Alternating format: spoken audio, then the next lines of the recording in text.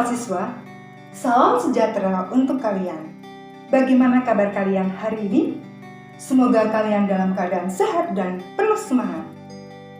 Melalui video pembelajaran kali ini, kalian akan belajar memahami karakter orang lain dan nilai-nilai kehidupan melalui teks cerpen. Tentunya, kalian sering mendengar atau membaca cerita. Cerita-cerita tersebut dapat bersumber dari pengalaman orang lain atau diri sendiri. Cerita-cerita itu pula dapat berupa kisah nyata atau non-fiksi dan khayalan atau fiksi. Apa itu cerita pendek atau cerpen? Cerita pendek atau cerpen merupakan salah satu bentuk karya sastra fiksi yang mempunyai ciri-ciri sebagai berikut. 1. Cerita yang dibaca akan selesai dalam waktu sekitar 10 hingga 30 menit. 2. Jumlah katanya sekitar 500 hingga 5.000 kata. 3. Tema dan nilai-nilai kehidupan yang disampaikan relatif singkat. 4. Jumlah tokohnya terbatas, yaitu 1 hingga 2 orang tokoh. Dan yang kelima, jalan cerita dan latar terbatas. Cerpen atau cerita pendek merupakan salah satu karya sastra prosa yang mencerminkan kehidupan nyata. Pembaca dapat merasakan berbagai manfaat dari membaca cerpen, antara lain hiburan. Mengapa demikian? Orang yang membaca cerpen seolah-olah terbawa kepada perjalanan hidup tokoh. Jika tokoh merasakan kegembiraan, pembaca ikut gembira. Sebaliknya, jika tokoh merasakan kesedihan, pembaca ikut sedih. Belajar tentang kehidupan. Nilai-nilai kehidupan yang terdapat dalam cerpen akan membuat pembaca lebih bijak dalam menyikapi kehidupan. Misalnya, dalam teks cerpen ditemui orang yang sering mencibir orang lain. Ternyata kita menjadi lebih paham jika sikap tersebut melukai orang yang dicibir atau bahkan bisa dijauhi oleh orang lain. Lain dengan orang yang peduli dan suka menolong, maka akan membuat kita paham bahwa sikap tersebut mampu meringankan beban orang lain. Yang ditolong pun senang dan orang lain akan menghargai kita. Nah, sekarang akan kita bahas tentang struktur teks cerita pendek. Teks cerita pendek berupa narasi, sehingga dibentuk oleh bagian-bagian berikut. Orientasi. Orientasi berisi pengenalan tokoh, latar, ataupun unsur-unsur lainnya. Komplikasi. Komplikasi berupa cerita yang berisikan akibat yang dapat berupa konflik dari adanya masalah yang dialami tokoh utama. Resolusi. Resolusi menceritakan penyelesaian dari masalah yang dialami tokoh. Selain bagian-bagian tersebut, teks cerpen mempunyai unsur yang lain yang tentunya turut membangunnya, yaitu unsur intrinsik. Unsur intrinsik adalah unsur yang berada di dalam teks tersebut yang mencakup tema, amanat, alur, penokohan, gaya bahasa, dan latar. Unsur ekstrinsik. Unsur ekstrinsik adalah unsur yang berada di luar karya sastra yang mencakup unsur budaya, latar belakang pengarang, dan kesejarahan.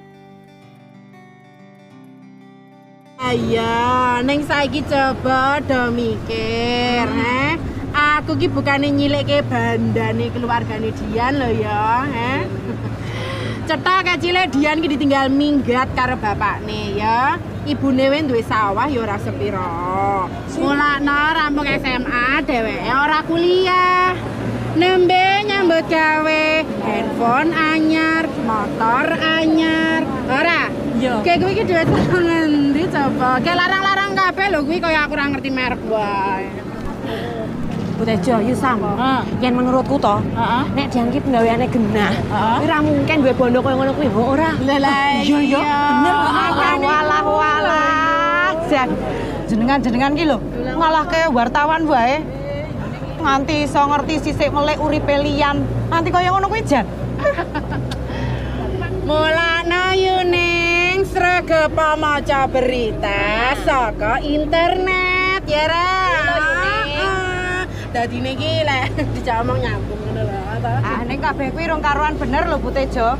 Berita saka internet ki yo kudu dicek sik. Ora ming waton dilek wae. Setelah kalian menonton cuplikan film Tilik yang diproduksi oleh Rafa Channel Film, bagaimana? Pernahkah kalian menemukan watak orang seperti dalam film tadi? Sering ditemui dalam keseharian orang-orang yang mempunyai watak-watak tersebut, baik protagonis maupun antagonis. Kesemua watak itu pula tercermin kehidupan nyata kita. Watak-watak tersebut tergambar melalui berbagai cara. Berikut akan kita bahas cara atau teknik pelukisan watak tokoh. 2 jenis teknik pelukisan tokoh. 1. Teknik ekspositori atau analitis atau disebut juga langsung. 2. Teknik dramatik atau tidak langsung. Teknik ekspositori atau analitis atau langsung merupakan teknik yang menghadirkan tokoh cerita secara langsung, tidak berbelit-belit, disertai dengan deskripsi kediriannya berupa sikap, sifat, watak, tingkah laku, atau bahkan juga ciri fisik. Kemudian, jenis teknik pelukisan tokoh yang kedua yaitu teknik dramatik atau tidak langsung. Teknik ini menghadirkan watak tokoh secara tidak langsung melalui aktivitas tokoh. Apa saja jenis-jenisnya? Simak penjelasan berikut. Teknik dialog tokoh. Teknik ini menjelaskan watak tokoh melalui dialog tokoh itu dengan tokoh lainnya. Kemudian teknik tingkah laku tokoh. Teknik ini lebih menunjukkan tindakan fisik tokoh. Untuk lebih memahaminya, bacalah penggalan novel Burung-Burung Manyar karya Romo Mangunwijaya berikut. Untuk ketiga kalinya, hanya untuk duduk-duduk saja di serambi belakang dan melamun. Sebab sesudah segala peristiwa yang menimpa diriku, aku semakin benci bertemu orang. Sebab bagaimanapun dengan mayor petualang itu, aku masih mempunyai ikatan intim dengan masa lampauku. Penggalan novel tadi menggambarkan watak tokoh aku yang sentimental melalui tingkah laku tokoh yang suka melamun, mengingat masa lalunya. Selanjutnya, teknik jalan pikiran tokoh. Teknik ini menggambarkan watak melalui jalan pikiran tokoh itu sendiri ketika menghadapi suatu peristiwa atau masalah. Teknik yang lain yaitu teknik reaksi tokoh. Teknik reaksi tokoh menggambarkan watak melalui reaksi tokoh itu sendiri terhadap suatu kejadian, masalah, keadaan, dan lain-lain. Selanjutnya, teknik reaksi tokoh lain. Teknik ini menggambarkan watak melalui reaksi tokoh lain terhadap tokoh utama. Bagaimana tokoh tersebut memberikan penilaian terhadap tokoh utama. Selanjutnya, teknik pelukisan latar. Teknik ini menggambarkan watak melalui keadaan latar di sekitar tokoh. Misalnya, suasana rumah yang tergambar bersih, teratur, rapi akan menimbulkan kesan bahwa pemilik rumah atau tokoh dalam cerita tersebut adalah orang yang cinta kebersihan, teliti, dan teratur. Selanjutnya, teknik pelukisan fisik, yaitu teknik pelukisan watak tokoh melalui ciri fisik tokoh tersebut. Misalnya, bibir tipis menyaran kepada sifat ceriwis atau bawel. Rambut lurus menyaran pada sifat tak mau mengalah. Melalui watak para tokoh, kita juga dapat menemukan nilai-nilai kehidupan. Oleh karena itu, selanjutnya kita akan membahas jenis-jenis nilai kehidupan dalam teks cerpen, yaitu Nilai agama. Nilai agama berkaitan dengan perilaku benar atau salah dalam menjalankan aturan-aturan Tuhan. Misalnya mencakup tata cara beribadah, ajaran-ajaran pada agama tertentu, tempat beribadat, dan sebagainya. Nilai selanjutnya adalah nilai moral. Nilai moral berkaitan dengan perbuatan baik dan buruk yang menjadi dasar kehidupan manusia dan masyarakatnya. Misalnya, jujur, setia, disiplin, malas, curang, dan lain-lain. Itu semua merupakan contoh nilai moral atau baik buruknya sifat seseorang. Nilai selanjutnya adalah nilai budaya. Nilai budaya berkaitan dengan pemikiran, kebiasaan, dan hasil karya cipta manusia. Misalnya kebiasaan pada masyarakat tertentu yang menjadi ciri khas masyarakat setempat. Nilai selanjutnya adalah nilai sosial. Nilai sosial berkaitan dengan tata laku hubungan antara sesama manusia atau kemasyarakatan. Misalnya membantu orang lain, kerja bakti, bakti sosial. Nilai selanjutnya adalah nilai pendidikan. Nilai pendidikan berkaitan dengan perubahan tingkah laku seseorang. Adanya suatu proses menjadi lebih baik, dari yang buruk menjadi baik, dari yang tidak bisa menjadi bisa. Nilai selanjutnya adalah nilai politik.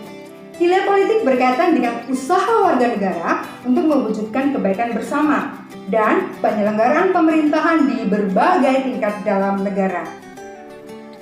Kemudian nilai yang lainnya adalah nilai ekonomi.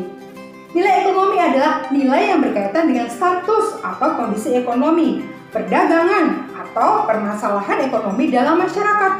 Misalnya, hidup miskin yang merupakan kondisi dalam perekonomian. Nah, itu tadi adalah nilai-nilai kehidupan dalam cerpen. Selanjutnya, untuk mengukur pemahaman kalian mengenai materi yang sudah dijelaskan tadi, jawablah pertanyaan-pertanyaan berikut ini. Bacalah penggalan cerpen Ke Solo Kenjati karya Umar Khayyam berikut dengan saksama. Itu kemarin, pada hari lebaran pertama. Sekarang pada hari lebaran kedua mereka gagal lagi. Kemungkinan itu bahkan lebih tidak ada lagi. Karcis yang dibelinya dari calo seperti kemarin memang sudah di tangan.